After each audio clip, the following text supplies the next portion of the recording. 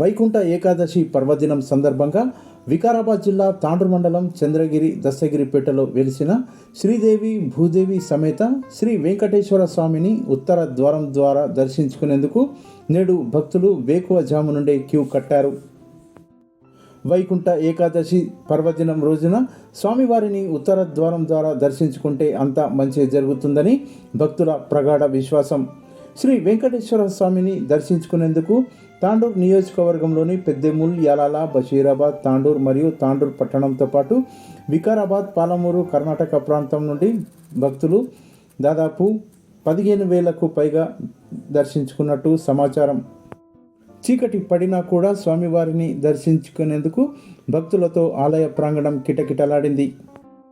ఇక ఆలయ నిర్వాహకులు ఆలయ ప్రాంగణాన్ని రంగురంగుల వివిధ రకాల పువ్వులతో పాటు విద్యుత్ దీపాలతో సర్వాంగ సుందరంగా అలంకరించారు.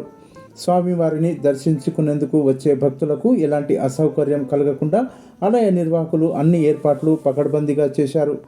స్వామివారిని దర్శించుకున్న అనంతరం భక్తులకు ఆలయ నిర్వాహకులు, అర్చకులు తీర్థ ప్రసాదాలను అందజేశారు. స్వామివారిని